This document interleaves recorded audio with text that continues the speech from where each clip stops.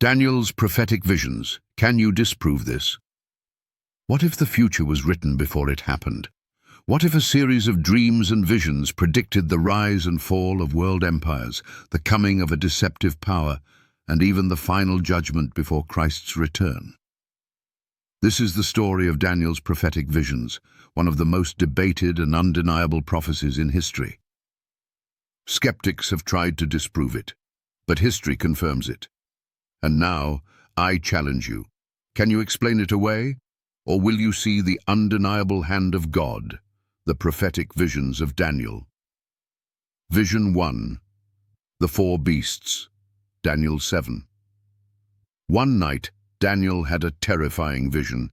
He saw a great sea, its waves crashing in turmoil. Suddenly, four beasts rose from the waters. The first beast, a winged lion.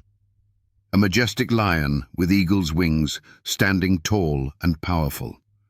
But then its wings were plucked off, and it was made to stand like a man. This was Babylon, the kingdom Daniel lived in. The lion represented its power and dominion. The wings symbolized its swift conquests. The plucked wings and human heart foretold Nebuchadnezzar's humbling and conversion.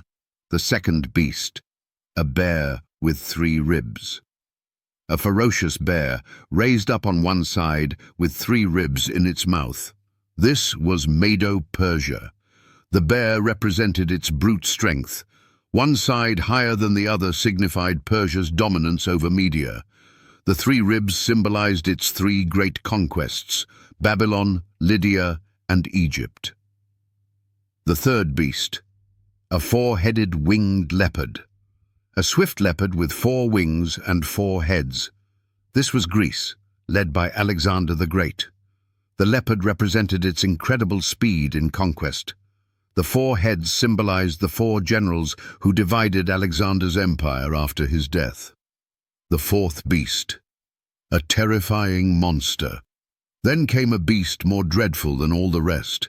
It had iron teeth and crushed everything in its path. It had 10 horns, representing 10 kingdoms that would rise from its ruins. This was Rome, the empire that dominated the world. The iron teeth symbolized its unmatched military power. The 10 horns represented the divisions of Rome into modern Europe. But then, something strange happened. The little horn, a power that would change the world. Daniel 7, 8, 24-25. Among the 10 horns, a little horn arose. It plucked out 3 horns by the roots. It had eyes like a man and a mouth speaking great things. It made war against the saints and sought to change times and laws. This was papal Rome. It overthrew 3 kingdoms that opposed its rise. It claimed authority over God's people. It attempted to change God's laws, leading to the shift from Sabbath to Sunday worship. Does this sound familiar? It should, because history confirms it. The judgment scene, the courts of heaven, Daniel 7, 9-14. Then the vision changed.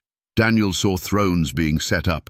The Ancient of Days, God himself, sat in judgment. Millions of angels surrounded him. The books of heaven were opened. Then, one like the Son of Man came in the clouds. Jesus Christ standing before the throne. The little horn's power was taken away. The beasts lost their dominion, and the saints were given the kingdom. This was the final judgment. The final vision, the time of the end, Daniel 8-12. Daniel's visions continued, revealing even more details about the end of time. The 300-day prophecy, Daniel 8:14. A time period leading to the cleansing of the sanctuary, marking the beginning of the final judgment in heaven. The ram and the goat, Daniel 8:1-12. A vision of Medo-Persia, the ram, and Greece, the goat, confirming their rise and fall centuries before they existed. The time of trouble, Daniel 12, 1-4. A prophecy of the last great conflict before Christ's return. And finally, the resurrection of the saints, Daniel 12:13, a promise that those who remain faithful will rise to everlasting life. Re-engagement point, challenge to skeptics. How did Daniel predict the rise and fall of world empires with perfect accuracy before they happened? How did he describe the division of Greece long before Alexander the Great even lived? How did he identify the rise of Rome, its 10 divisions, and the power of the little horn centuries in advance? Coincidence? Or divine proof that God's word is true? And here's the warning. Revelation 13, 1-8 speaks of a beast from the sea, mirroring Daniel's little horn. Power over nations, blasphemous words against God, persecution of the saints. And Revelation 14, 6-7 declares, "Fear God and give him glory, for the hour of his judgment has come." Daniel's vision is not just history, it is prophecy for today. Ending, powerful takeaway and call to action. The 4 beasts have come and gone. The little horn has risen. The judgment has begun. Where will you stand when Christ returns? Will you be found in the books of life, or among those who reject God's truth?